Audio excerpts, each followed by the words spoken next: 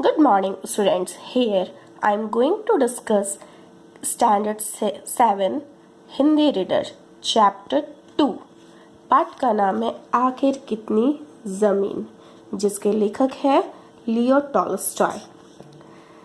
यह कहानी लिखते समय लेखक का एक ही उद्देश्य है कि व्यक्ति के पास चाहे कोई धन हो या ना हो, लेकिन संतोष धन जरूरी है और संतोष धन उनके पास रहना बहुत जरूरी है। यदि व्यक्ति के पास संतोष धन है तो व्यक्ति सारे सुखों को प्राप्त कर सकता है। Now everybody open your book chapter 2।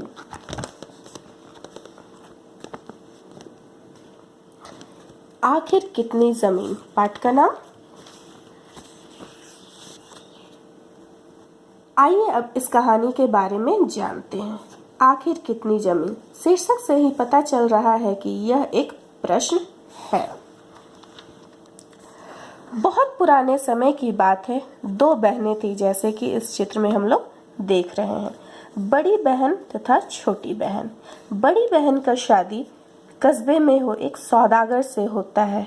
कस्बे यानी कि शहर, और सौदागर मतलब व्यापारी। तथा छोटी बहन का शादी एक किसान से होता है। एक बार की बात है कि ये बड़ी बहन जो है वो छोटी बहन के घर गई। दोनों आपस में बातें कर रही थी। बड़ी बहन जो है वो छोटी बहन को बोलती है कि हमारा जीवन तो बहुत ही सुखमय है। हम लोग शहर में आराम से रहते हैं, अच्छे पहनते हैं, सैर सपाटे, तमाशे, थिएटर में हमारा जीवन बीतता है। तभी छोटी बहन जो है वो तुरंत बोलती है तुम लोग सजी धजी रहती हो, आमदनी अधिक है, लेकिन एक दिन सब हवा हो जाएगा। जी, हमने तो सीधा साधा जीवन व्यतीत करते हैं, हमें किसी प्रकार की चिंता नहीं है। यानी बड़ी बहन का जो कहना था, तुरंत छोटी बहन जो है उसका उल्टा बोल देती है और वो बोलती है कि हमारा आमदनी जो है वो कम है, लेकिन हम सुखी जीवन जीते हैं, जिससे हमारी कोई भी चिंता नहीं रहती है। बड़ी बहन ताना मारते हुए बोलती है, तुमने जीवन में सुख को भोगा ही कहाँ है? तुम्हें जिंदगी भी कोई चीज है? पेट तो जानवर भी भर लेते हैं। बड़ी बहन जो है वो ताना मारते हुए छोटी बहन को कहती है कि ये भी जिंदगी कोई जिंदगी है? कमाना और खाना ये तो हर लोग करते, पेट भरना तो एक जानवर भी कर सकते। छोटी बहन का पति, जो कि यहाँ पे दिखाई हम लोगों को दे रहा है इस पिक्चर में, वो आंगन में खड़े होते होते दोनों बहनों की बातें सुन रहा। उसने सोचा, बात तो सही है, बचपन से धरती माँ की सेवा में जुटे हैं, धरती माँ की सेवा की, यानी कि वह किसान था और वह खेती करता था, कभी किसी चीज की परवाह नहीं की। मुश्किल तो यह है कि हमारे पास जमीन काफी नहीं है। बार बार बैल जमींदार की चारागाह पहुंच जाता है और उसे जुर्माना भरना पड़ता है। अगर हमारे पास थोड़ी और जमीन होती तो अच्छा होता। मन ही मन जो दीना है, यहाँ पे पिक्चर में जो देख रहे हैं, दीना जो है वो दोनों बहनों की बातें सुनता है और वह कहता है कि बड़ी बहन की बात तो सही है कि वह हमेशा धरती माँ की सेवा करता रहता है, यानी कि वह किसान है और वह सेवा करता रहता है, लेकिन उनके पास कुछ भी नहीं होता। जो थोड़ा सा जमीन है, किसी तरह उसमें मवेशियाँ आ जाते हैं, यानी मवेशी का मतलब होता है पालतू पशु आ जाते हैं और उनका जमीन जो है वो जमीन में उगाया हुआ फसल जो है वो खा जाते और उन्हें जुर्माना भी भरना पड़ता है।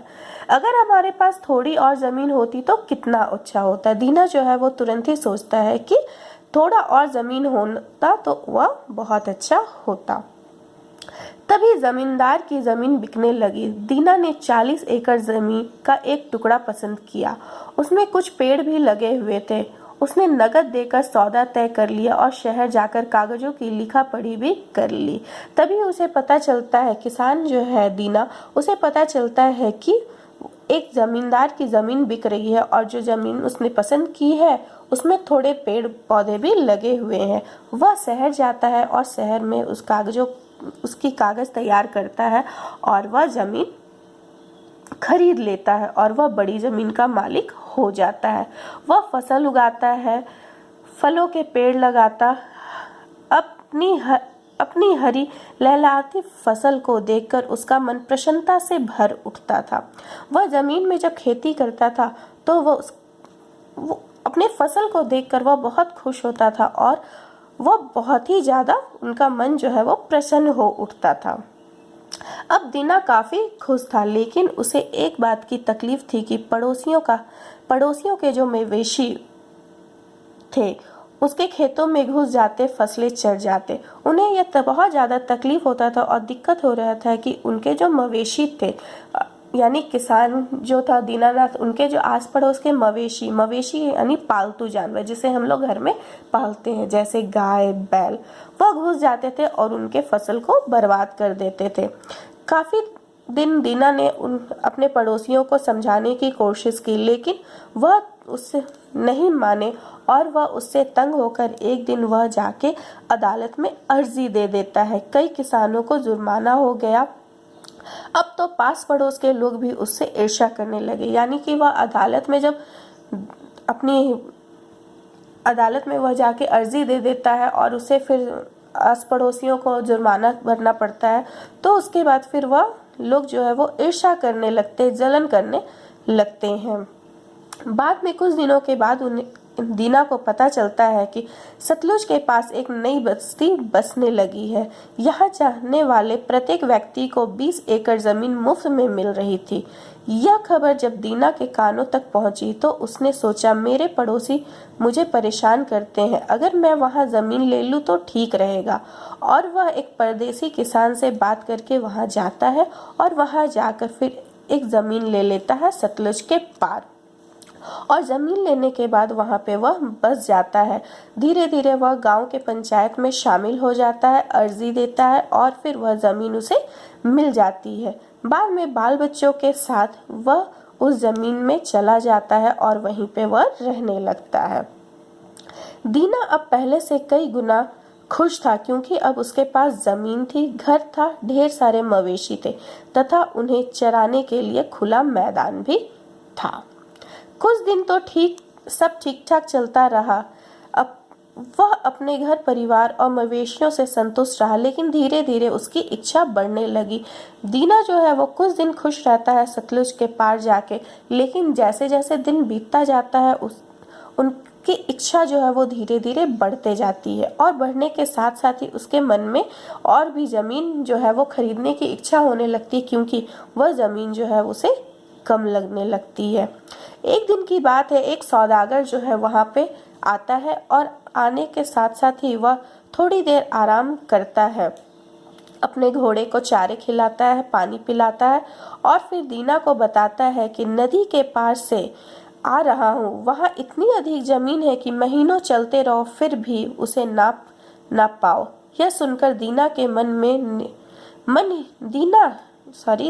ने मन ही मन निश्चय किया कि मुझे वहां जाकर देखना चाहिए। अर्थात वह सौदागर से बात करता है। सौदागर की बातों में वह आकर वह चाहता है कि एक बार हम जाकर उस जमीन को, जो नदी पार जमीन है, उस जमीन को जाकर वह देखना चाहता है और उसे खरीदना चाहता है। आज के वीडियो में हम इतना ही पढ़ेंगे, अगले वीडियो में फिर इसके आगे का पार्ट पढ़ेंगे। एक बार पाठ यहाँ से यहाँ तक पढ़ने के बाद आप लोग ये प्रश्न उत्तर करेंगे।